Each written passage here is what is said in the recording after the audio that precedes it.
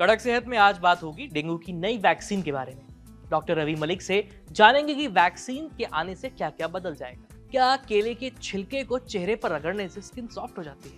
कड़क सेहत के दूसरे सेगमेंट में इसी दावे की पड़ताल करेंगे और डॉक्टर कुणाल सूद से जानेंगे इस दावे की सच्चाई। और शो के तीसरे सेगमेंट में डॉक्टर से जानेंगे कि कैसे जलेबी रबड़ी खाना कुछ लोगों के लिए खतरनाक हो सकता है। नमस्ते, मैं हूं आयुष और आप देख रहे हैं हमारा शो कड़क सेहत। डेंगू मच्छर के काटने से फैलने वाली इस बीमारी के कारण हर साल सैकड़ों जाने जाती है। खास करके मानसून और उसके बाद डेंगू का खतरा बढ़ जाता है। हर साल देश भर में 1 लाख से ज्यादा केस सामने आते हैं। केंद्र सरकार के आंकड़ों के मुताबिक 2023 और 24 में ये मामले करीब 2.25 लाख से ज्यादा रहे, जबकि 2025 में करीब 2.25 लाख से ऊपर केस दर्ज किए गए।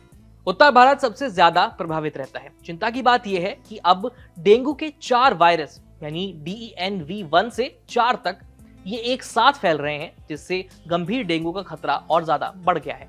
लेकिन इसी बीच एक उम्मीद भरी खबर भी सामने आई है। भारत में डेंगू के इलाज के लिए नई वैक्सीन को मंजूरी मिल गई है।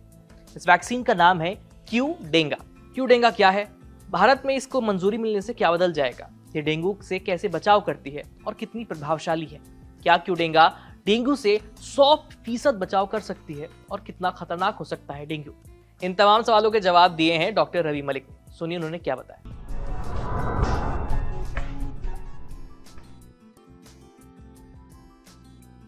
क्यूडेंगा वैक्सीन जो है ये टेकीडा फार्मास्यूटिकल जापान ने जो इसकी इन्वेंशन की है, अच्छी कारगर वैक्सीन है। इसका प्रोटेक्शन रेट रफली अबाउट 65% के करीब है। इसको लगने के बाद में संभावना होती है 65% के करीब कि बीमारी होगी नहीं, और 84 से 90% चांसेस हैं कि अगर इस वैक्सीन के लगने के बाद भी डेंगू फीवर की बीमारी होती है तो हॉस्पिटलाइजेशन जो है वो 84 to 90% के करीब कम हो जाती है। हॉस्पिटलाइजेशन कम होंगे, केसेस कम हो जाएंगे, हेल्थ केयर के ऊपर जो लोड है वो कम हो जाएगा, मरीज अस्पताल में भर्ती नहीं होंगे और मौतों की दर भी काफी कम हो जाएगी।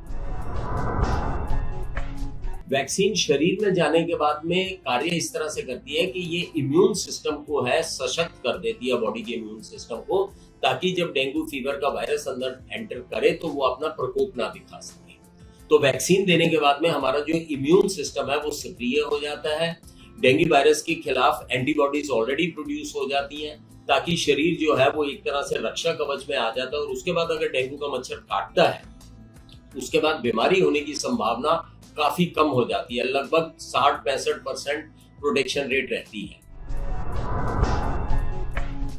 ये वैक्सीन काफी सेफ है, लेकिन ये प्रेग्नेंट महिलाओं में नहीं दे सकते, उनमें नहीं दे सकते जिनके इम्यून सिस्टम ऑलरेडी कॉम्प्रोमाइज्ड है, या 4 साल से छोटे बच्चों को नहीं दे सकते। बाकी तमाम पॉपुलेशन को हम इसकी वैक्सीनेशन दे सकते। इस वैक्सीन के साइड इफेक्ट्स ना के बराबर हैं। बेसिकली थोड़ा सा फीवर आ सकता है या हल्की सी लोकल साइट के ऊपर स्वेलिंग हो सकती है। इसके अलावा इसके साइड इफेक्ट्स नहीं है। और अच्छी चीज इस वैक्सीन की ये है, जिसको पहले डेंगू की बीमारी नहीं भी हुई है उसको भी हम ये वैक्सीन दे सकते हैं, जबकि पुरानी वैक्सीन जो अवेलेबल थी वो केवल उन्हीं को दे सकते थे जिनको एक बार डेंगू वायरस की इन्फेक्शन हो चुकी है। अगर ये वैक्सीन हमारे देश के अंदर दी जाएगी तो उससे हमारा डेफिनेटली डेंगू का जो लोड है सरकारी अस्पतालों पे या प्राइवेट हॉस्पिटल्स में वो काफी कम हो जाएगा। और जो हर साल डेंगू का प्रकोप होता है, जो कि रेनी सीजन्स के अंदर जब मच्छर सक्रिय होता है उस वक्त जो डेंगू फीवर होता है, उससे अगर हमारी पॉपुलेशन प्रोटेक्टेड रहेगी तो इसकी संभावना कम होगी।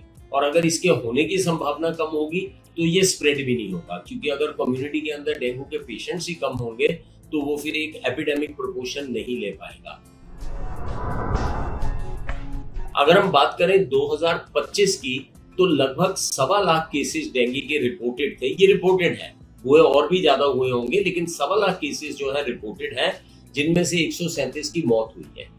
जनरली डेंगू के पेशेंट्स के अंदर जो है वो मौत नहीं होती है, एक नॉर्मल वायरल फीवर की तरह वो ठीक हो जाता है। लेकिन कुछ पेशेंट्स के अंदर डेंगू शॉक सिंड्रोम होता है, जिसमें पेशेंट शॉक में चला जाता है, प्लेटलेट्स कम हो जाते हैं और उससे उसकी मौत हो जाती है। तो सुना आपने, ये वैक्सीन जिन्हें डेंगू नहीं है वो भी लगवा सकते हैं। हालांकि इस वैक्सीन को सिर्फ मंजूरी मिली है, अभी भारत में इसकी उपलब्धता के लिए थोड़ा सा इंतजार करना पड़ेगा। अब बढ़ते हैं अगले सेगमेंट की ओर, जिसका नाम है अंदर की बात, जहां हम बताएंगे आपके शरीर से जुड़ी हुई कुछ अहम बातें।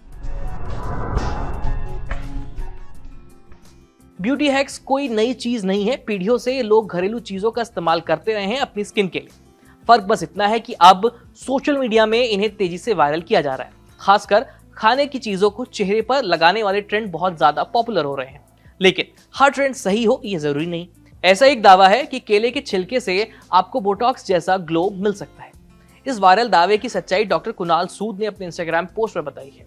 इस ट्रेंड में लोग केले के छिलके को चेहरे पर रगड़ते हैं और दावा करते हैं कि इससे स्किन बोटॉक्स जैसी स्मूथ हो जाती है। डॉक्टर कुणाल सूद बताते हैं कि बोटॉक्स एक मेडिकल ट्रीटमेंट है जिसमें इंजेक्शन के जरिए स्किन के नीचे मौजूद मसल्स को रिलैक्स किया जाता है। यही मसल्स झुर्रियां पैदा करती हैं। जब ये रिलैक्स हो जाती हैं तो स्किन स्मूथ दिखने लगती है। तो क्या चेहरे पर केले का छिलका रगड़ना काम करता है? इस पर डॉक्टर सूद कहते हैं कि केले के छिलके में मौजूद तत्व स्किन की ऊपरी परत से अंदर तक नहीं पहुंच पाते, यानी ये उन मसल्स पर कोई असर नहीं डालते हैं जो झुर्रियां लाती हैं। असल में केले के छिलके में कुछ नेचुरल कंपाउंड्स होते हैं जो स्किन पर एक हल्की हाइड्रेटिंग लेयर बना देते हैं। इससे थोड़ी देर के लिए आपकी स्किन सॉफ्ट और स्मूथ महसूस हो सकती है, लेकिन ये सिर्फ एक टेम्परेरी इफेक्ट होता है। ये ना तो झुर्रियां खत्म करता है और ना ही एजिंग को रिवर्स करता है।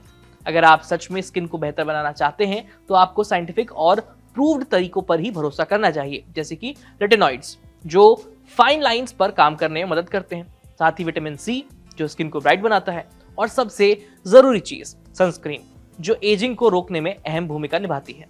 यानी केले का छिलका चेहरे पर रगड़ने से कोई नुकसान तो नहीं है, लेकिन इसके कुछ खास फायदे भी नहीं है। फिलहाल इस सेगमेंट में इतना ही। अब बारी कड़क सेहत के आखिरी सेगमेंट की, यानी रोज का पोषण, जिसमें आपको मिलेगी न्यूट्रिशन के बारे में बढ़िया सी जानकारी।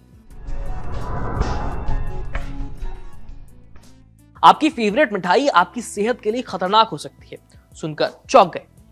जब ये केस सामने आया तो खुद डॉक्टर भी हैरान थे, चौंक गए थे। ये case social media site x पर डॉक्टर सुधीर कुमार ने शेयर किया है। डॉक्टर सुधीर के मुताबिक एक 33 साल के युवक रवि को जलेबी रबड़ी खाना बहुत पसंद था, लेकिन हर बार जब वो इसे दिल खोल कर खाते कुछ ही घंटों में उनके हाथ पैर अचानक कमजोर पड़ जाते थे।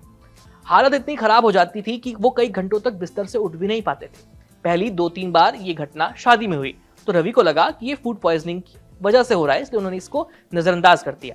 लेकिन जब यही समस्या घर की बनी जलेबी रबड़ी खाने के बाद भी हुई तो मामला गंभीर लगा और उन्होंने डॉक्टर से कॉन्टैक्ट किया। डॉक्टर सुधीर ने रवि को सलाह दी कि अगली बार जलेबी रबड़ी खाकर वो सीधे अस्पताल आ जाए। जब रवि वापस आए तो उन्हें वही लक्षण दोबारा से सामने आ चुके थे। हाथ पैर में कमजोरी, बैठी हुई स्थिति में उठने में दिक्कत और हाथ ऊपर उठाने में परेशानी। हालांकि एक बात चौंकाने वाली थी कि रवि की बोलने और निगलने की क्षमता बिल्कुल नॉर्मल थी। उसे न तो मांसपेशियों में दर्द था, न सुन्नपन और न ही ब्लैडर कंट्रोल करने में कोई दिक्कत। जांच के बाद जो चीजें सामने आई वो और भी ज्यादा हैरान करने वाली थी। ब्लड टेस्ट में रवि के शरीर में पोटेशियम का स्तर काफी कम पाया गया। इस स्थिति को मेडिकल भाषा में हाइपोकैलेमिक पीरियोडिक पैरालिसिस कहा जाता है। ये एक ऐसी बीमारी है जिसमें अचानक शरीर में कमजोरी या लकवा जैसे लक्षण महसूस हो सकते हैं, लेकिन ये असली समस्या थी ही नहीं। डॉक्टर ने देखा कि रवि की हार्ट रेट तेज थी, आंखें थोड़ी सी बाहर की ओर उभरी हुई थी और गर्दन के सामने वाला हिस्सा सूजा हुआ था, जो थायराइड की समस्या की ओर इशारा कर रहा था। आगे की जांच में पता चला कि रवि को हाइपरथायराइडिज्म है, यानी शरीर में थायराइड हार्मोन का स्तर बहुत ज्यादा था। इस समस्या से जलेबी और रबड़ी का कनेक्शन ये है कि असल में ज्यादा कार्बोहाइड्रेट वाले खाने जैसे कि जलेबी रबड़ी खाने के बाद शरीर में इंसुलिन बहुत तेजी से ऊपर बढ़ता है।